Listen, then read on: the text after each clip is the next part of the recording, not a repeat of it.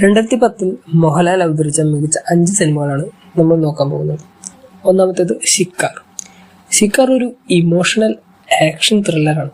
2010 മോഹൻലാൽ അവതരിപ്പിച്ച ഒരു ഏറ്റവും ഗംഭീരമായ കഥാപാത്രങ്ങളിലൊന്നായ ഭരതനെ കേന്ദ്രമാക്കി ചിത്രീകരിച്ചിരിക്കുന്നു. റിട്ടയർഡ് കമാൻഡോയായി ലാലേട്ടന്റെ പെർഫോമൻസ് ഏറെ ഗംഭീരമായിരുന്നു. മലനാട് പശ്ചാത്തലത്തിൽ സംഭവിക്കുന്ന സംഘർഷങ്ങളിലൂടെ ഒരു പിതാവ് തന്റെ മക്കളെ സംരക്ഷിക്കുന്നതിന് ചെയ്യുന്ന കാഴ്ചകൾ ഏറെ ആഴമുള്ള വികാരങ്ങൾ നമ്മളിൽ നൽകുന്നു. രണ്ടാമത്തേത് അലക്സാണ്ടർ ദി ഗ്രേറ്റ് എന്ന സിനിമ 2010 മോഹൻലാൽ അവതരിപ്പിച്ച ഒരു വ്യത്യസ്ത സ്വഭാവമുള്ള ഒരു കഥാപാത്രത്തിന്റെ കഥയാണ്. അലക്സാണ്ടർ എന്ന ബിസിനസ് ഗെയിംസിന്റെ കഥ.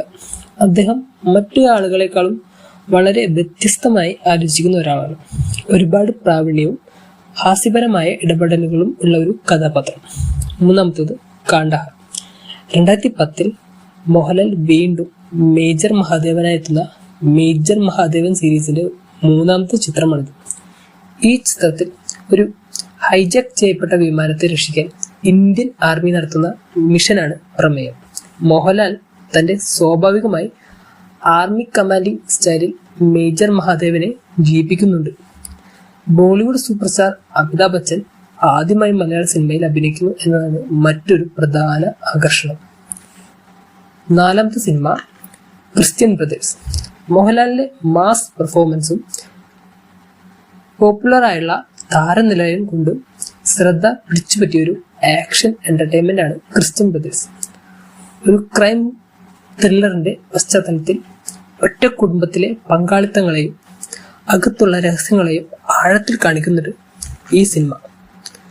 5ാമത്തേത് ഒരു നാൾ വരും. 2010 പുറത്തിറങ്ങിയ ഒരു നാൾ വരും ഒരു സോഷ്യൽ സാറ്റയറാണ്. മോഹൻലാൽ അവതരിപ്പിക്കുന്ന വിജിലൻസ് ഓഫീസർ